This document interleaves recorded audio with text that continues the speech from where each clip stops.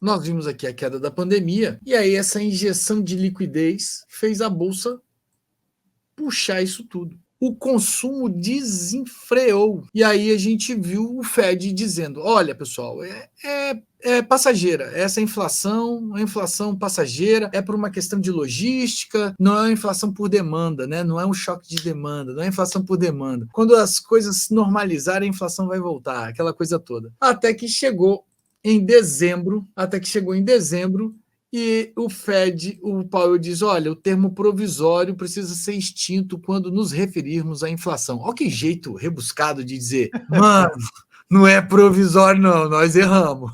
Esse provisório vai ficar longo demais. E aí, pessoal, a essa altura, o Fed já estava muito atrás da curva. No jargão, estar atrás da curva é estar muito longe do rendimento do título.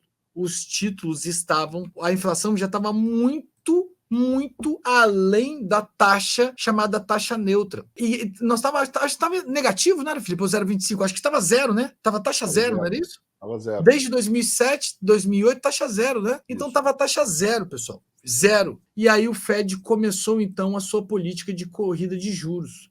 Tá? Começou o aperto monetário, né? E aí essa subida de juros é conter liquidez, é enxugar liquidez, diminuir a oferta monetária, chamada oferta monetária M2, e ele vem trabalhando para isso, para conter a inflação. Os títulos vem estourando de alta. Pessoal, o título ele é um mecanismo do governo emitir o título, garantir uma rentabilidade e fazer com que o empresário, ao invés de expandir o seu negócio, eu vou expandir, sei lá, eu tenho uma rede de supermercados. Ao invés de eu construir uma nova unidade de supermercado, contratar pessoas, etc, ele olha assim, cara, eu não vou ter dor de cabeça de obra, de contratar gente, de não sei o que, se eu consigo ter um rendimento, porque ele vai ter um payback disso daqui 10, 15 anos daquele investimento. O cara vai abrir um supermercado, ele vai calcular o payback dele, daqui 15, 20 anos eu vou ter um retorno. E aí ele olha para o título de 10 anos e fala, não, eu vou ter o mesmo retorno sem ter dor de cabeça. Então, essa evolução dos títulos faz com que ele deixe de expandir o seu negócio para poder colocar na renda fixa. E aí, com isso, o Fed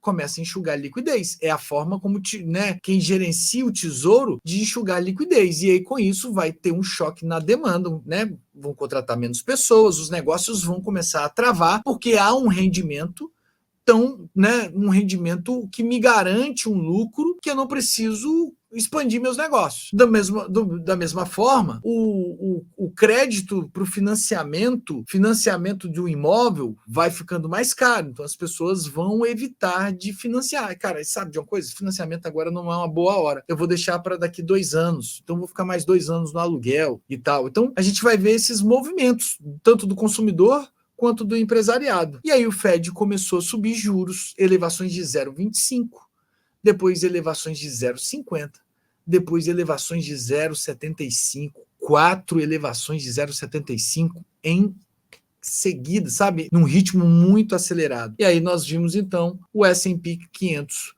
caindo muito. E aí, quando a gente fala de S&P 500, pessoal, a gente está focando na economia americana, mas o impacto nos mercados globais é praticamente o mesmo. E eu vou mostrar aqui o índice balançando junto com essa situação americana, tá? Então, eu opero o mini índice e o mini dólar. Tem relação total, direta. E hoje em dia, com o avanço... Acho que foi minha câmera. Ai, minha câmera. Deixa eu fazer uma coisa aqui, Filipão, rapidinho. Beleza. Pessoal, enquanto o Léo vai voltando aí, olha só, o que ele está dizendo é justamente o seguinte: essa interrupção de crescimento econômico é causada pela elevação de juros, é justamente um mecanismo para segurar o desenvolvimento econômico, para dar condições dessa inflação ir se equilibrando, tá? Para a gente ter condição dessas coisas irem se ajustando. Então, isso impacta em vários setores, inclusive, que a gente está falando também, que o Léo está trazendo, né? Tem lá o pessoal sobe mortgage rate, né? Ou seja, sobe taxa de hipoteca das casas. Você deixa de vender casa, sobra casa no mercado. Sobrando casa no mercado, você tem uma redução do preço do imóvel. Ou você pode, né, em altos níveis, 2008 foi um exemplo, você tem uma inflação muito forte disso aí e acaba estourando uma bolha num setor, tá? Então, tudo isso aí acaba provocando um cenário que ele é sistêmico, que a gente chama. Sistêmico que ele vai ponto a ponto contaminando todos os outros. E é isso que causa grandes recessões, crises, crashes, bolhas e tudo mais. A palavra bolha vem justamente o quê? De inflar, estourar. E inflação vem disso aí, de inflar os preços. E quando infla demais, faz o quê? Estoura. É uma bolha. Ou seja, quando você vai entendendo a história, o mecanismo, vai ficando lógico e fácil, tá vendo? Você vai aprendendo a combinar os fatores. E combinando os fatores é onde o Léo vai chegar aí para vocês falar. Entendeu? Olha o reflexo do preço. Se você estivesse lá operando nesse momento, onde você viu isso aqui, era fácil determinar para que lado que vai e como que vai. Lembra que eu falei lá no início? O que a gente quer ver? Drive de direção e volatilidade. Para onde esse mercado está indo e como ele está indo. É isso que a gente quer saber. Vai lá, Léo. Perfeito, Filipão. E aí, pessoal, o que acontece? Nós estamos num cenário onde o Fed sobe juros para conter a inflação, tenta provocar uma redução de demanda e ela não acontece. Ela não acontece. E o mercado financeiro está, neste momento, na expectativa se o Fed vai parar ou não de subir juros no maior ciclo dos últimos 40 anos. Então, veja, no ciclo de aperto monetário, de aumento de juros, que é o maior dos últimos 40 anos, surge uma guerra. E guerra faz o quê? Inflaciona tudo. Inflaciona. Entende? E aí? Como é que ele vai lidar com a situação? O que a gente tem num passado recente que nos serve de parâmetro e de lição? A crise do petróleo em 1973, onde o presidente do Banco Central na situação, Paul Volcker, teve que só subir a taxa de juros a 19%. Exatamente, falava quase 20% de elevação, né, para combater uma inflação que estava completamente descontrolada. Nós chegamos a bater níveis históricos de inflação, onde a gente só viu de novo esses níveis agora. Por isso que aqui nos Estados Unidos se dizia, né, Léo? Cara, quem nasceu depois da década de 80 nunca viu esses níveis de inflação. Então o cara tinha 40 anos e nunca tinha visto esse nível de inflação. Nem esse nível de juro, aliás, né? Por quê?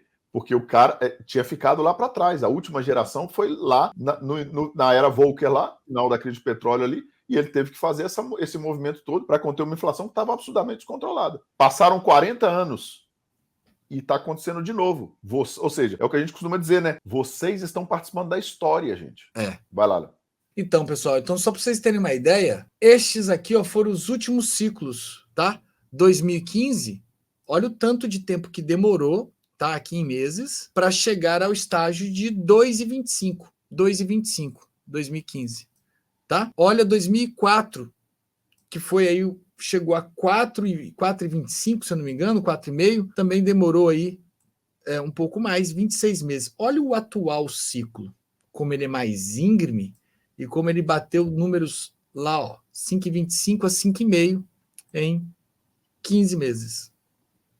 E aí é nesse cenário que as tensões aumentam e a gente vê um possível novo ciclo de alta de commodities. E aí, pessoal, é nisso aqui que está focada a questão toda. E aí, veja só, para pensar comigo, o Fed sobe juros para conter inflação. E como que ele contém inflação? Reduzindo a demanda. E para reduzir a demanda, eu tenho que causar desemprego. Isso não está acontecendo. A taxa de desemprego é baixa, muito baixa. E a gente tem um dado semanal que o Fed, né, colocou a lupa em cima e diz, não me importa PIB e tal. E também tem essa, o PIB 1,4 foi para 2,1. E o que se espera quinta-feira? Olha o que se espera quinta-feira. Deixa eu trazer aqui. Cadê o calendário? Se espera uma revisão para cima. Para quinta-feira, pessoal. 4,2, Felipe. Como é que controla a inflação desse jeito? Pessoal, enquanto a gente... Lembra que o Léo estava falando o seguinte, o que é justamente esse aperto monetário? É o que eles chamam aqui nos Estados Unidos de quantitative tightening, né? Isso. Você tem o afrouxamento monetário, que é o quantitative easing, ou seja, quando o Banco Central ele reduz os juros, ele recompra os títulos, ele fomenta o crescimento ele fomenta investimento, ele fomenta a tomada de crédito. Quando a gente tem um aperto monetário, é o contrário. Ele vai elevar juros, ele vai negociar títulos, esse cara vai deixar de tomar crédito, porque fica mais caro, o que a gente chama de custo de oportunidade, ou seja, aquele dinheiro que você vai pegar para investir, aquele empréstimo no banco, ele fica mais caro, então você não toma. Mas, ao mesmo tempo, esse dinheiro que vinha para a economia direta vai para o título, porque se eu posso ganhar igual no Brasil, se eu posso ganhar 12% ao ano sem fazer nada, para que eu vou abrir uma empresa, bicho?